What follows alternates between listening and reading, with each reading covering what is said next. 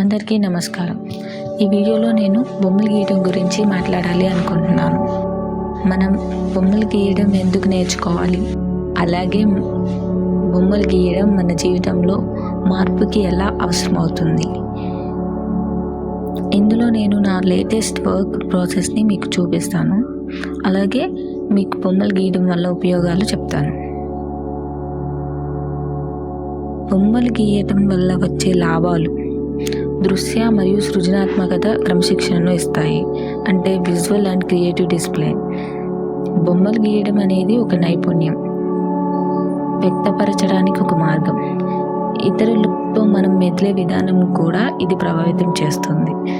మనం చూసే విధానాన్ని, వాస్తవాన్ని, అలాగే మన జీవితంపై కూడా ఇది ఇంపాక్ట్ చూపిస్తుంది.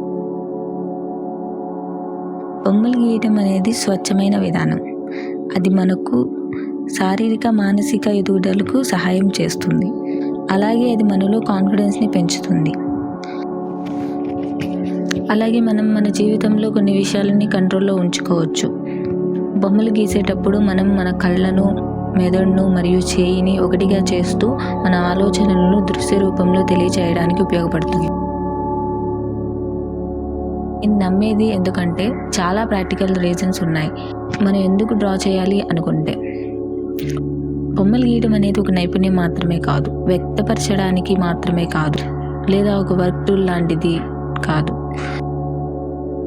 మనం బొమ్మలు వేసేటప్పుడు, అందులో నిమగ్నమై ఉన్నప్పుడు మనం బొమ్మలు గీయడం మాత్రమే నేర్చుకోము. బొమ్మలు గీయడం అంటే ఒక కళని సృష్టించడం మాత్రమే కాదు, దీని వెనుక చాలా ఉంటుంది.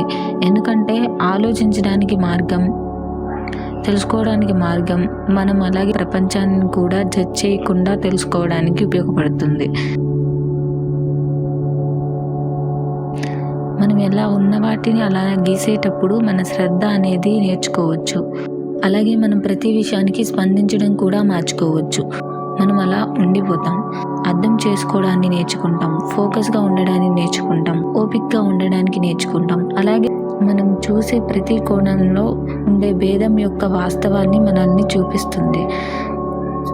ఇది మనకి ఒక అండర్స్టాండింగ్ని ఇస్తుంది. ఎలా అయితే డిఫరెంట్ పర్స్పెక్టివ్ అండ్ లైటింగ్ వాటి యొక్క మొత్తం అవగాహనని మార్చుకోగలవు.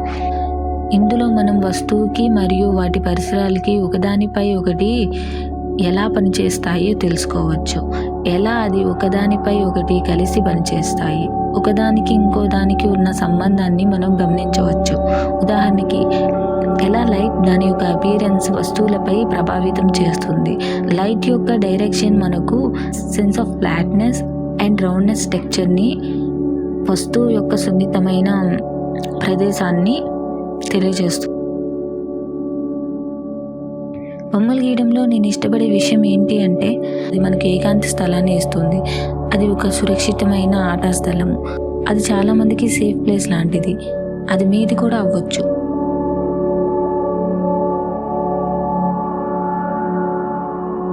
మీ ఓన్ ప్లేస్ని క్రియేట్ చేసి మిమ్మల్ని మీకు సరౌండ్ చేసుకుని ఒక ఒత్తిడిని పోగొట్టడానికి ఇది ఒక అవకాశం. మీ చేయి మృదువుగా చేస్తుంది, అలాగే మీ యొక్క అభద్రతా భావాన్ని కూడా పోగొడుతుంది. మీరు ఈ బొమ్మలు, మీ యొక్క క్రియేషన్స్ని అందరికీ చూపించుకోవాల్సిన అవసరం లేదు.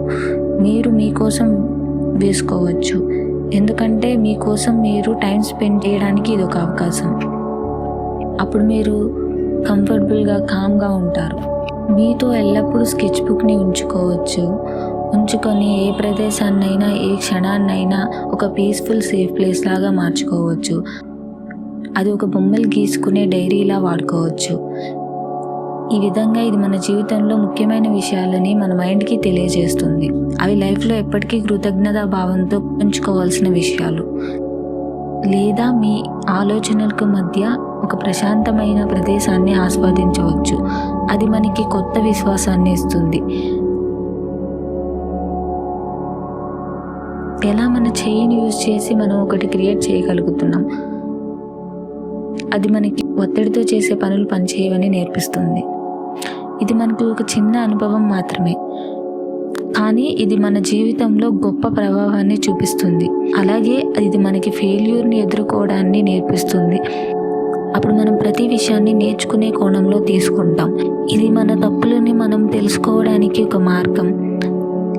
మనం దేని మీద అయినా దృష్టి పెడితే దాన్ని మనం ఎలా అయినా సాధించుకోగలం అని తెలుసుకోవచ్చు.